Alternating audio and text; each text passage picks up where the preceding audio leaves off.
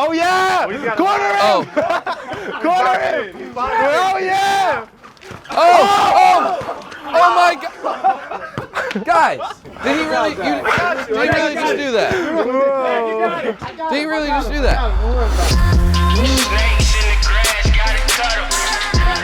Too Hype is a group of individual content creators that came together. We're best friends. We game, we play basketball. Kris wanted to move out to California. I moved out to California, then Zach was Chris's friend. Zach moved in. We start putting out basketball, like IRL basketball stuff, and they're like, man, these guys can really play. I was just making videos in my room, my mom's house. Jesse hits me up out of nowhere. We're getting this new house. Do you want to take a gap year to strictly do YouTube? And I was like, 1000%. I went a whole year straight, Walmart manager. I posted on YouTube every single day, and I live streamed every single day. In this group right here, like, they seen that grind, and it helped motivate them as well. I'm like an NBA nerd. I'm found my niche, bridging the gap between the nerdy analytics stuff, salary cap, all that, and kind of the fun, goofy side of basketball. We just became a group like that, and that's how I got into Too Hype. Growing up, I grew up watching a lot of cartoons, man. Well, there's like, the Disney Channel. I'd say favorite show, probably growing up when I was younger, SpongeBob. I've seen every episode of SpongeBob. I love SpongeBob, man. High School Musical, like when they were playing basketball, and cringy as it sounds, like I thought like the musical aspect of it was kind of cool. My favorite show growing up was The Fresh Prince of Bel-Air. Like the MTV videos in the morning, the music videos. You would turn on MTV and just turn the TV up and let it play while you were getting ready for school. Now that I'm older and then thinking back, like, oh, come on, like Corbin Blue with his afro dribbling the ball, making a song out of it. It's like, I'm not gonna do that.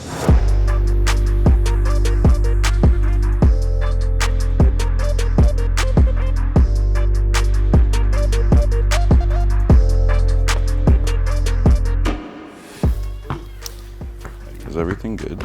Let me get a shot up. We're gonna do a quick intro. Gonna just introduce like doing King of the Court. Yo, what's good, guys? It's Too Hype. Welcome to the Too Hype channel. Today we have a very tall, special guest, JaVale McGee in the building, everybody. Hey, today we're gonna play some King of the Court. Each of us in Too Hype are gonna try to stop JaVale. It's gonna be pretty tough. Might be easy for Mopey, but Mopey, Mopey, Mopey, Mopey. Oh, come on, Mo. Come on, Mo. Oh! All right, James, let's see it. I think what's great about our group is that we kind of make it easy for the guys to just start, kind of get that jump start and just be themselves. If I ever could choose a video to do, it'd be like an opportunity to make a video with an NBA player, because people love seeing them in a different environment, and it's always the most exciting to film with. Like today we filmed with JaVale, and cool. At first he was like a little more quiet, but as he talked to us more, he really opened up and we saw his personality, and I think it's gonna make a dope video. People see us have a conversation with JaVale McGee on the camera. That doesn't mean we're not having a conversation outside the camera. Some things you don't put on camera, and that's how you build a relation with these players, and that's how you build a relation with me and you, outside the camera talks and stuff like that. Athletes in the space, they have an image that they don't want to necessarily ruin or misconstrued with being on a channel or someone's channel, and I can see why they're hesitant. I don't expect the NBA to do what we're doing because, one, they shouldn't, if they want because they have a brand and they have an image that they want to hold, and then there's us, there's our brand, It's just being that bridge for the people who are fans of the NBA to see it. That's amazing to me, and I would love the content. If I was just another kid and Too Hype was a group, I would watch every video with the NBA players, especially just to see them, because I'm a huge fan of the NBA. Wait, just look though, I literally had my shoes untied, a watch on, a chain on. We get it, you got the drill, man. We see it, man. We see it. You just trying to flex the drip. What is going on? Hey, we didn't stretch either, all right? But anyways, guys, subscribe. All their links will be down below, and we'll see you next time. Peace.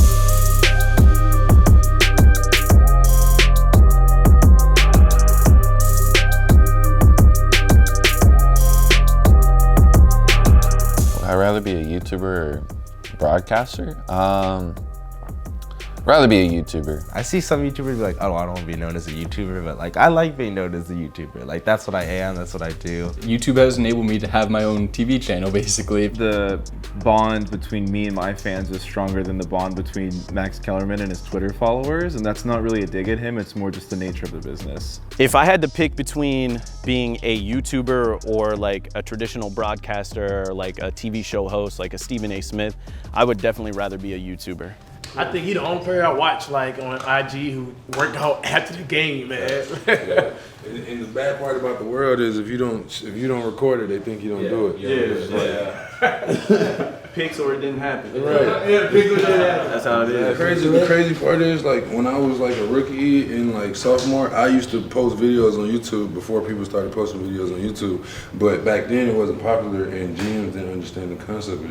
So they would be like, you're not focused, you need to focus on basketball, blah, blah. So I steered away from it completely. Guys, now you're a rookie, they're like, why aren't you posting on? PR's like, why aren't you posting more? Maybe you should need to make a YouTube and add an Instagram and all this stuff. Like, use social media more. So it's just the age. Like, I was low-key before my time. We only play basketball for like 4 hours a day.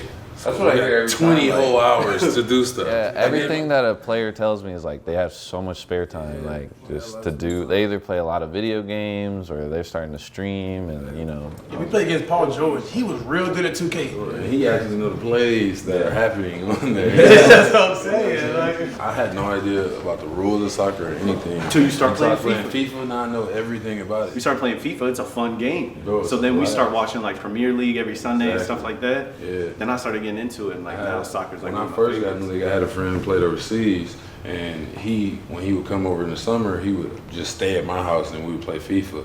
And he was like, yeah, let's play FIFA. I didn't know who I was playing with. I'm like, who's the best teams? And I'm like, okay, let's do that. I had a chalkboard in my kitchen. We would literally make brackets, and it'd be like 4 of us, and it'd be different TVs in the house. And we would really like, and then this is before content. Imagine if I was actually like, If you was YouTube recording it, that would've would been be lit. crazy. Absolutely. That's literally what we do for tournaments and stuff. Like record it.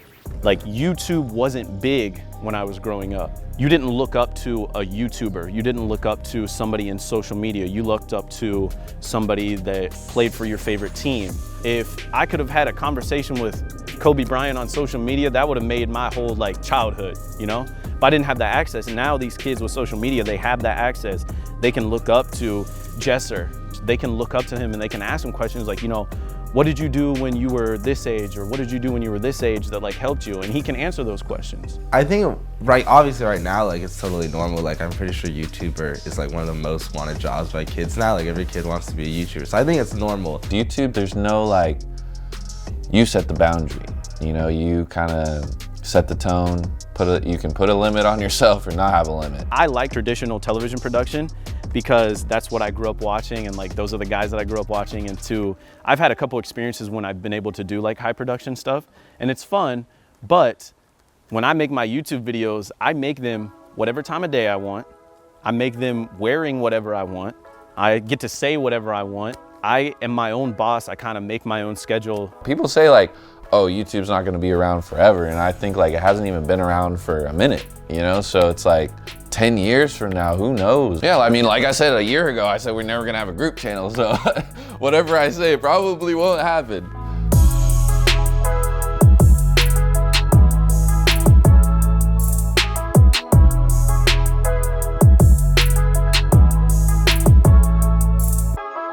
I think for our role is more like the relatable role. they see something in me that's within them.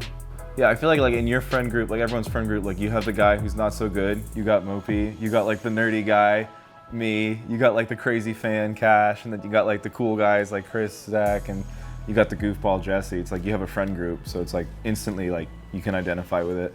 Should we do bank? Should we do low number bank? If you make it, that's 1 in the bank. Okay. And then I shoot, if I miss it, I have 1. Oh yeah, Yeah, yeah. So 7, 5, we'll go to 5. 5, yeah. Cash, you are embarrassing me in front of JaVale. JaVale, if I make this one, we're best friends. Ah, my G!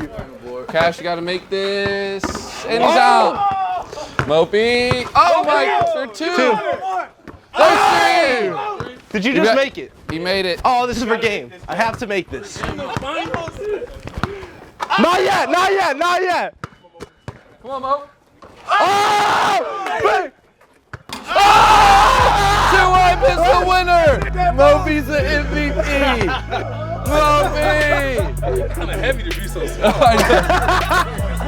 right, yeah, for sure. You got to come back out here. It's too hot. I really do feel like my fans root for all of us. They know our story. They know where we came from. You know, we just ain't go on YouTube one day, pop up in a $10 million mansion. You know, they seen the come up. You know, and we can do it. They can do it as well. I think we set the tone of just being like yourself. There's nothing you got to like put on a face or put on a show for us. Like, you know, for the most part, like we're all nerds, so like you don't have to act cool for us or anything. So I feel like with gaming getting so big and being so mainstream now, and it integrating so seamlessly into sports, the guys that play video games and people know they play video games, but they're also dominating in the league. See, look, I'm a gamer, so like I don't go out and stuff. So yeah, well, I barely play 2K. I'm more like Call of Duty stuff like that. I'm a Fortnite guy. Compare the feeling of winning a national title to the first time you won Fortnite. The first time I won Fortnite, like I was screaming, I jumped up out my chair. You can play video games and not, you know, be nerdy, but the thing is, you can be a nerd today and be cool. Like being a nerd is cool. I think just giving off that energy kind of gives us the edge. We all have had our moments where we look bad, so, and that's okay, you know? There's already kind of like a trust there because of how genuine we are with each other, so I wouldn't expect, or you shouldn't expect anything less from us. Camera speed. Cool. Just also try to just stay still. Oh, okay. All right, gotcha. Yeah, definitely.